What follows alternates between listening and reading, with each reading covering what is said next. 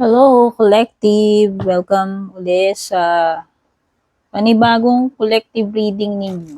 Timeless po ito.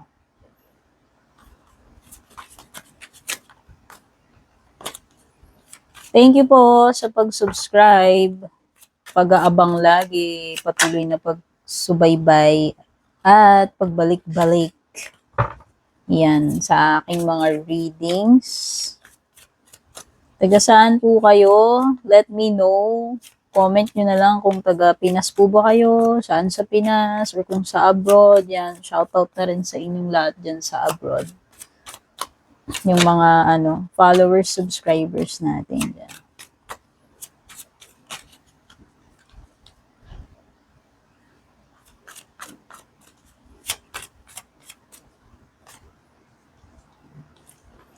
Honesty, truth, o ano to, pag-amin ba to? Magsasabi ng totoo? Meron kang secret admirer energy dito, or soulmate.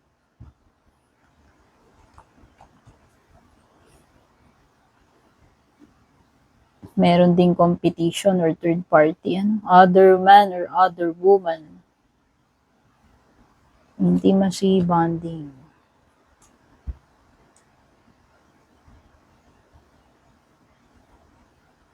Okay. Meron ditong pag-amin, napipintong pag-amin, and for some of you, this is a secret admirer. Someone na may tinatagong crush, pagkagusto sa'yo, attraction or feelings. So, finally, itong tao na to, maglalakas loob na siya na aminin aminin or i-reveal yung sarili niya sa'yo. Kasi nga, secret admirer eh. Someone na nasa background mo, na nag-o-observe sa'yo, na nagkaagusto sa'yo. No? Tagahanga mo, ayan.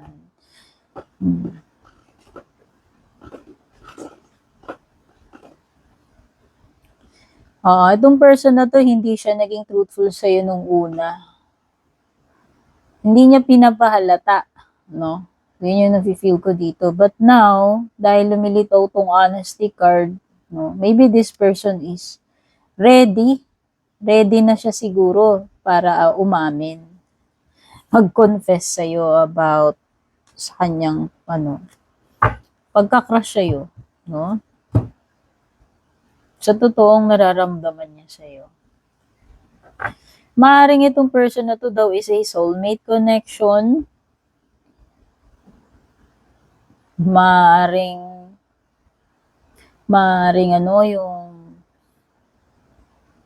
meron kayong potential nitong tao na to kung mabibigyan ng pagkakataon, no? Maaaring may potential na maging matagal yung relationship ninyo kung magkakatuluyan kayo or magiging kayo. Kaya lang nakikita ko pwedeng it's either may kakompetensya siya sa'yo or may kakompetensya ka sa kanya. Kasi merong other person, the other woman or the other man dito sa background ninyo. Okay? Gusto niya maging intimate with you. Gusto niya makabanding ka. Gusto niyang makipag-date sa'yo, makasama ka, makabanding ka, no? Kaya siguro itong person na to, hindi rin naman niya matitiis na itago. No? So, sa tingin ko lang, gagawa ng motibo yan, gagawa ng move, or aamin, no?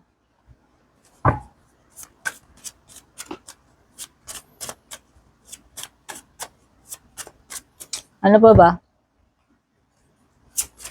O tayo ng energies dito.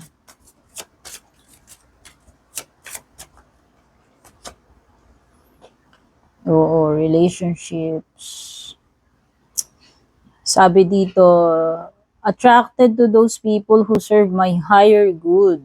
Wow. So maybe, itong person na na-attract mo, no? Ibig sabihin, itong person na nagkakagusto sa'yo, itong secret admirer mo, di ba sinabi ko nga that na-feel ko na there is this potential, no, na maaaring maging matagal yung connection ninyo or bond ninyo na itong tao na to kasi nga sinasabi dyan na maaaring soulmate mo siya.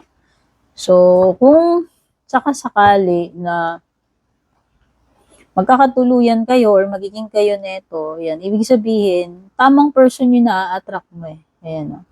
You are attracting itong tao na magsaserve ng iyong higher, for your highest good. Meron ditong fear, so whether ikaw ba yan nakakaramdam ng fear o siya.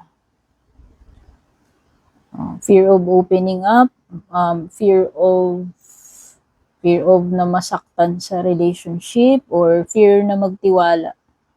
Alam mo yun? So, pwedeng may mga fears na nararamdaman, whether ikaw yan o siya.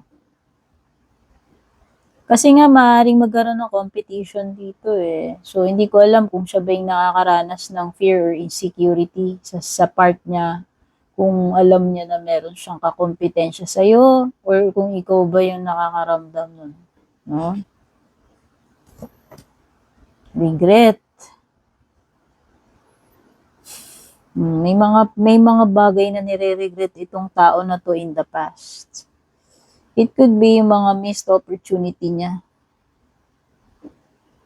Siguro nagkamali siya ng desisyon, nagkamali siya ng pinili, or may regret siya kasi hindi, alam mo yon, hindi siya nakapag-take action ng mga time na kailangan niyang i-grab yung opportunity. Pagdating sa love, health,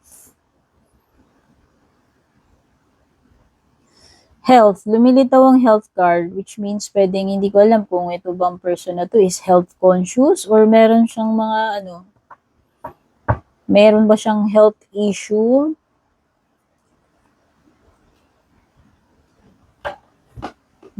Actually, pwedeng may challenge siya when it comes to sa physical, sa health niya. Pwedeng isa yun. Pero itong adversity na to is nafe-feel ko kasi nga may competition. So, yung competition nga na yan na binabanggit ko, it's either sa side mo, baka magiging kakompetensya siya sa'yo, or baka sa side niya, na maaaring magkaroon ka ng kakompetensya sa kanya.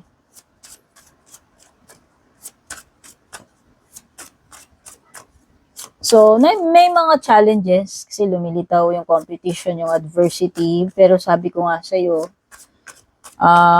na merong potential dito sa person na to. No?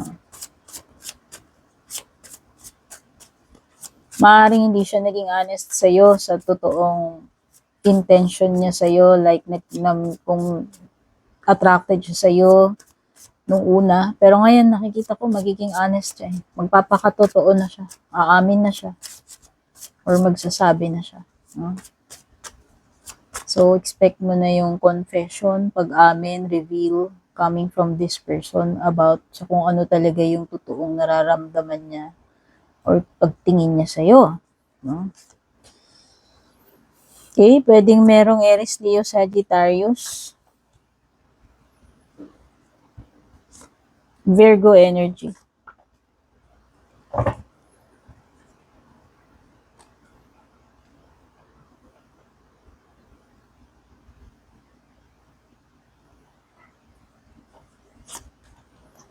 Gemini, Aquarius, pwede rin may Libra. So, nafe-feel ko, coming from this person, meron siyang very strong attraction, feelings, pagdating sa'yo. Siguro nagsimula lang yan na sa crush, nagsimula lang as an admiration. But nag-grow eh. Kasi this is King of Wands, full-fledged ito. So, ibig sabihin, from small admiration, nag-develop na yung nag-evolve into something deeper yung kanyang feelings for you, no? So, itong person na to is full of spark, full of, passion para sa'yo.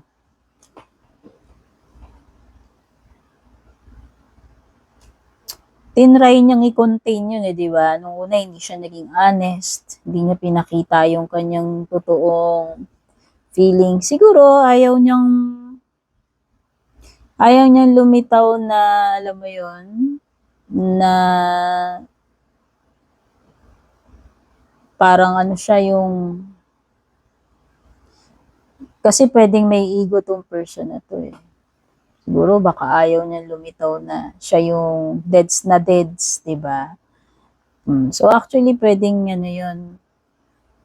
Pwedeng hindi niya ina-admit sa sarili niya yun nung una. Pero ngayon meron kasi siyang undeniable feelings, meron siyang apoy na hindi niya ma-contain with the King of Wands, no? So this is ito yung fire na hindi na niya kayang itago pa. Kaya nga sabi ko magkakaroon ng reveal, magkakaroon ng pag-amin sa part niya, sa totoong feelings nitong person na to. So totoo lang itong person na to is naghihintay siya ng tamang pagkakataon para aminin niya sa'yo yung true feelings or intention niya. Actually, this is something na hinintay niya talaga yung moment na kung kailan yung tamang moment na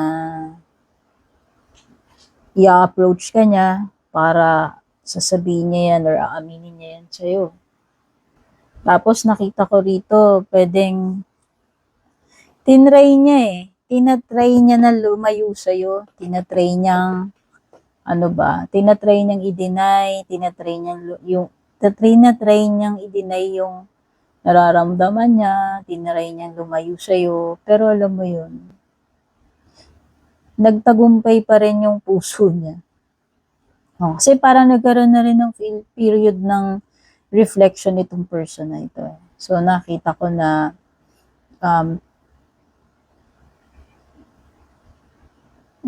nag-take siya ng time talaga para pakiramdaman yung sarili niya. Kung ito ba talagang nararamdaman niya na to is real.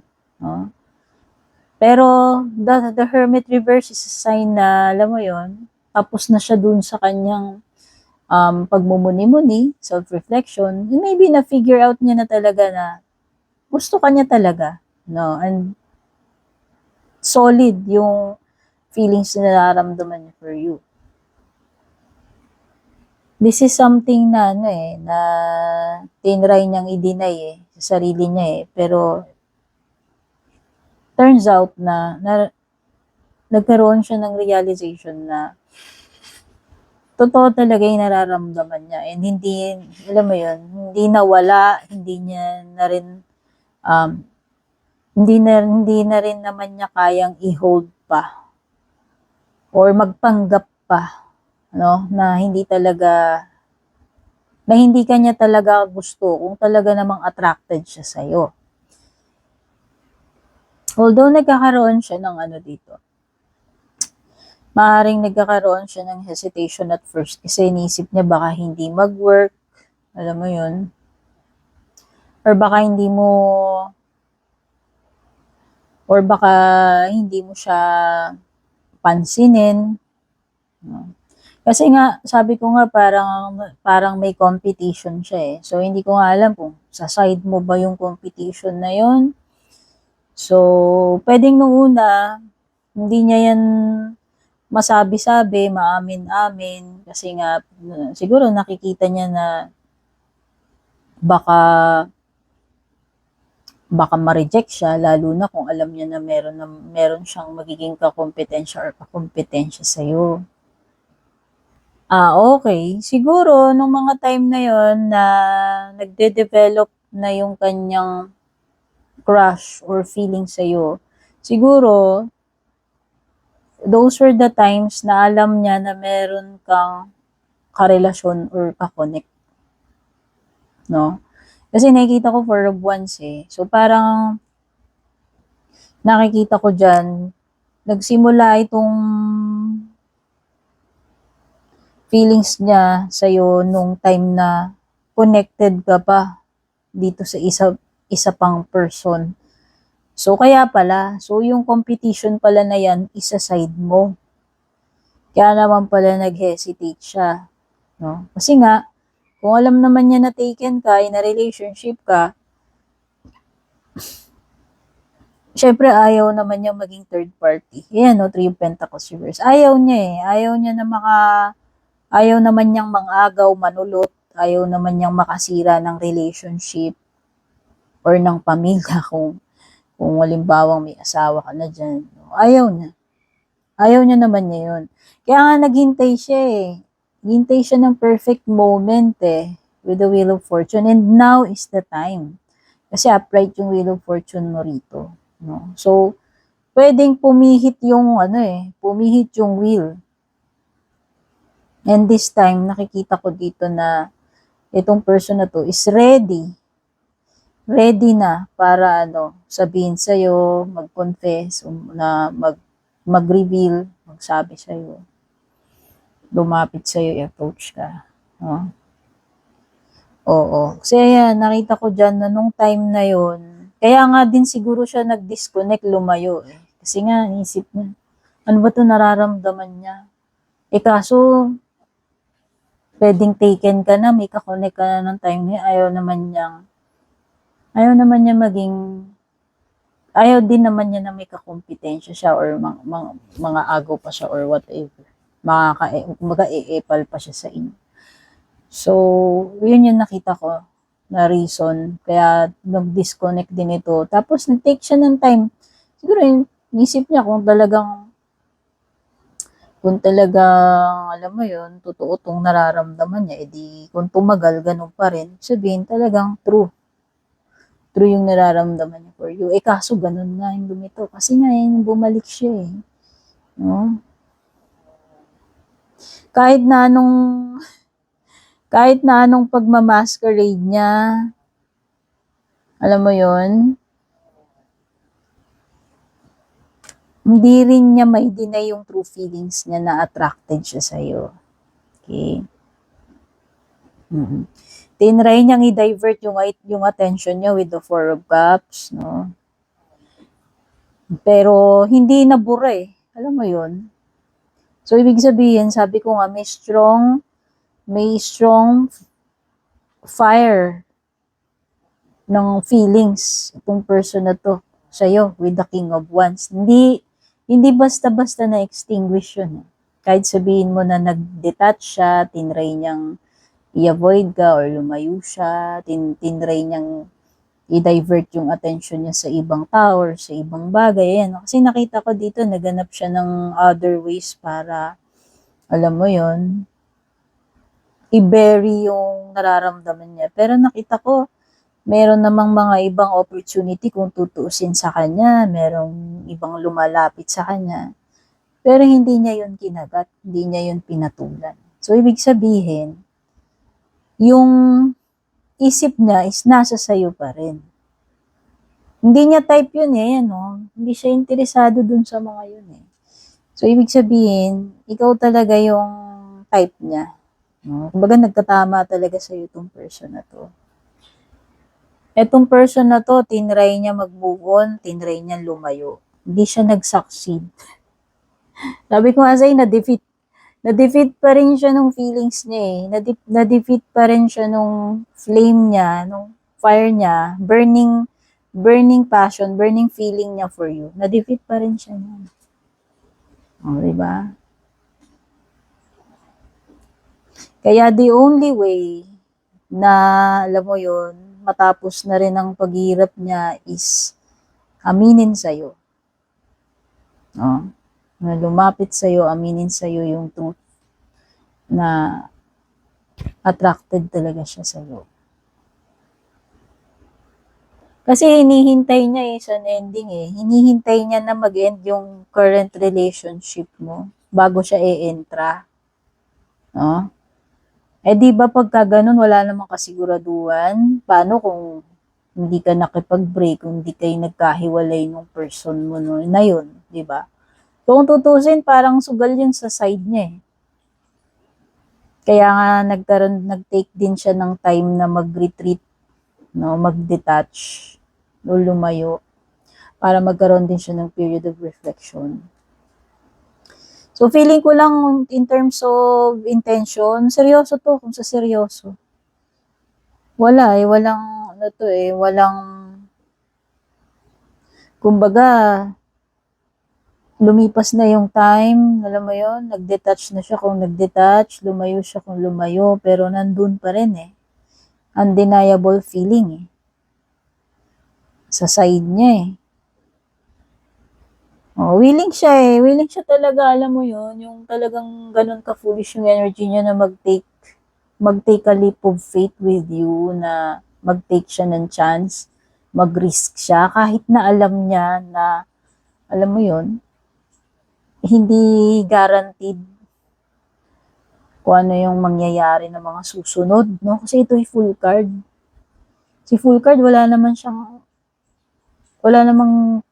namang kasiguraduhan, basta ano lang Alam mo yun, parang, basta nagsimula lang siya ng journey niya, ganun. Hindi naman niya alam kung ano yung magiging mga kakaharapin niya doon So, ganun yung energy nitong person na to, na napipil ko, willing siya na mag-take ng risk pagdating sa inyong dalawa. And ang sabi ko nga, ito ay something na may potential kung pagbabasihan natin yung soulmate energy. Kasi merong sinasabi dun na everlasting, no, which is a sign ng stability or maaaring magtagal. No? So, tumagal na nga kasi kung bawa naghintay siya sa'yo at sa pagbabalik niya ay nandoon pa rin yung feelings niya. So, maliwanag na sign na yun na hindi, alam mo yun, yung feelings niya. Kasi kung hindi totoo yun, di ba?